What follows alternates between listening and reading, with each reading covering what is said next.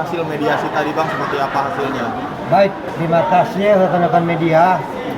Siang ini kita telah melakukan mediasi.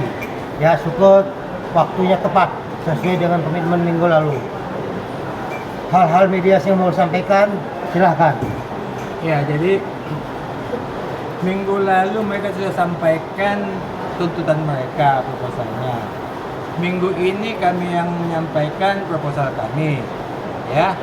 Sehingga kalau dikaitkan proposal dengan proposal diadu, seharusnya mereka masih bayar kami 300 M, ya, karena proposal kami lebih tinggi. Jadi doakan aja supaya ini mereka menyetujui proposal kami. Nanti kami terima uang 500, permintaan mereka kami bayar. Jadi kami terima dulu baru kami bayar. Masih sisa 300. Artinya isi proposal tadi termasuk gugatan 504 miliar. 504. Ya, jadi lebih banyak kami 300 M. Jadi kalau memang nanti disetujui oleh Nikita, minggu depan mediatornya akan ketemu dengan Nikita. Mudah-mudahan kata mediator, biasanya kalau dia ketemu kepada prinsipal penggugat, biasanya disetujui. Nah, dia bilang begitu, kebiasaan dia begitu. Mudah-mudahan kebiasaan dia itu berjalan, 500 yang kita minta itu disetujui. Harapan kami begitu, kami doakan supaya dia berhasil. Baik, ya? Begini, sebenarnya mediasi ini menanggapin proposal daripada pihak penggugat minggu lalu. Kami menanggapi minggu ini seperti apa yang telah kami sampaikan minggu lalu. Ini bocoran kami sampaikan dan rahasia kita bersama. Siang ini kami jawab secara tegas dari klien kami bahwa kami menanggapi proposal pihak penggugat. Kami menanggapinya, nilai yang kami tanggapi, kami mengajukan kerugian kami 504 M. 4 M itu adalah kerugian akibat pemerasan, 500 imaterial. Jadi pihak penggugat mengajukan 200 M minggu lalu, kami minggu ini 504 M. Jadi selisihnya ada 304 M. Kami mau sepakat untuk berdamai jika ada selisih ini dikembalikan pada kami 304 M. Itu mungkin yang perlu sampaikan. Sama lanjut. Kalau misalnya tidak misalnya tidak dibayarkan, tidak, itu seperti apa nantinya? Kalau tidak dibayarkan ya gagal mediasi. Berarti jadi, lanjut ya? Lanjut ke sidang perkara pokoknya. Berarti penentuannya minggu depan ya Pak? Ya, minggu depan. Ya, tunggu hasil kaukusnya. Mediatornya mau ketemu dengan Nikita. Dia bilang biasanya dia berhasil. Ya, biasanya berhasil. Nanti kita lihat. Kalau yang berhasil berarti kan kita dapat 500 ya. Bang, pertimbangannya 500 M itu kerugian imaterial tuh apa aja Bang? Mungkin yang mencakup mencapai 500 M itu Bang.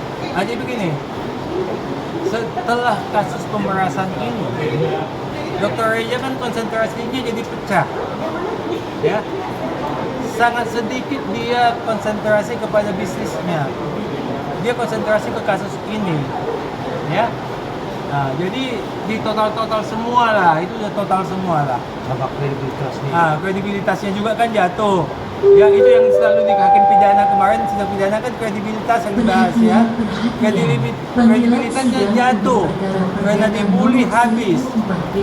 Dan bukan cuma Reza yang dibully, jaksa dibully, hakim dibully kan. Semua dibully, kami juga dibully. Jadi kerugiannya sangat banyak akibat dibully, kredibilitasnya jatuh. Itu paling banyak. Ya. Jadi mudah-mudahan minggu depan ada perdamaian. Perdamaiannya apa? Pihak penggugat bersedia untuk membayar kami selisihnya 304 M. Ya, mudah-mudahan ada perdamaian minggu depan. Apabila itu diserahkan kepada kami, maka kami bersedia untuk berdamai. Jadi kan 504 M kami ajukan siang ini dan pihak penggugat mengajukan kemarin 200 M.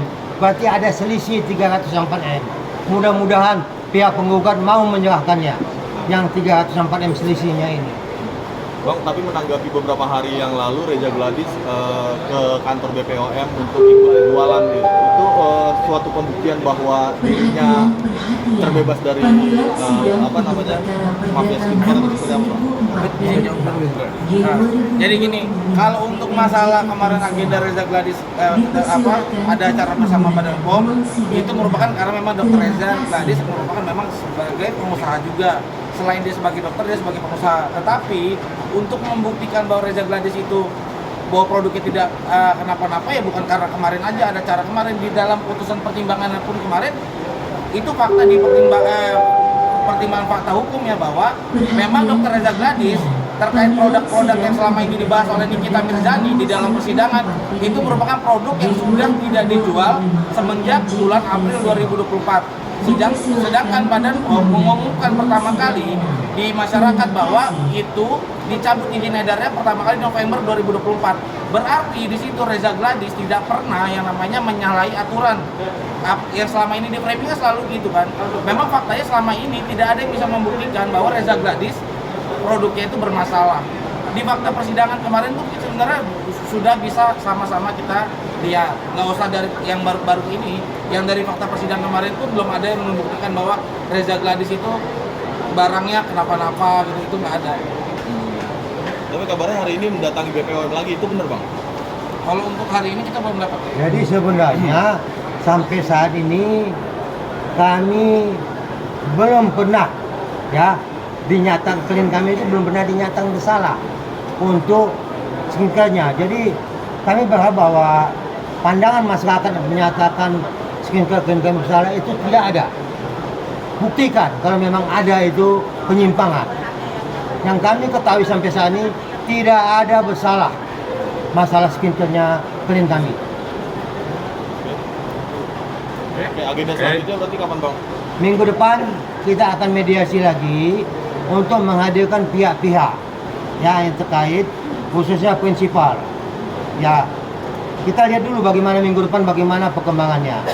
Kami yakin kalau pihak penggugat Nikita dan Mail datang hadir pada minggu depan, mungkin yang 304M ini dikabulkan, dikembalikan untuk kami.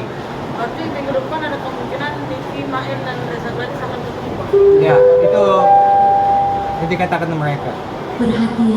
Kemudian ingin saya tambahkan begini ya, saya hanya menghimbau kepada masyarakat Indonesia ya, jangan pernah takut membuat laporan polisi. Ya, jangan pernah takut membuat laporan polisi sepanjang bukti-buktinya cukup lengkap. Sebab kami ini digugat karena membuat laporan polisi. Katanya membuat laporan polisi itu adalah melanggar hukum, perbuatan melawan hukum. Oleh sebab itu kami menghimbau kepada masyarakat Indonesia, jangan pernah takut membuat laporan polisi. Tapi pakailah, siapkanlah bukti-buktinya. Jangan juga membuat laporan polisi tanpa bukti. Siapkan buktinya. Jadi jangan takut ya, jangan takut digugat seperti kami ini ya. Nggak ada itu, ini gugatan ecek-ecek ini semua ya. Itu himbauan kami kepada masyarakat Indonesia. Bang, terkait katanya ada rencana melaporkan Dokter O, itu seperti apa Bang sekarang? Itu masih on proses nanti kita lihat. Nanti kami kasih tahu di kemudian hari. Ya, nanti kami undanglah media untuk mengetahuinya ya. Apakah rencananya gugur atau seperti apa jadinya? Belum matang. Masih setengah matang. Ya, nanti kalau sudah matang kita panggil media ya. Ada lagi? Ada lagi yang perlu ditambahkan? Ya, mungkin gini ya. Tadi udah dijelaskan.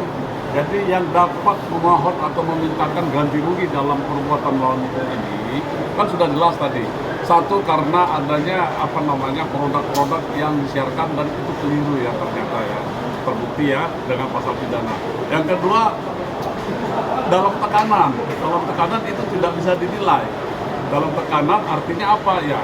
Sudah jelas dia mengalami trauma sehingga ke rumah sakit dan lain sebagainya. Jadi dua hal tersebutlah yang dapat dimintakan ganti rugi. Ditambah yang lain-lain ya. Nah, tapi ini yang dua ini. Jadi kita udah cukup sebenarnya dasarnya. Saatnya nanti kalau memang rekomendasi kita ajukan gitu.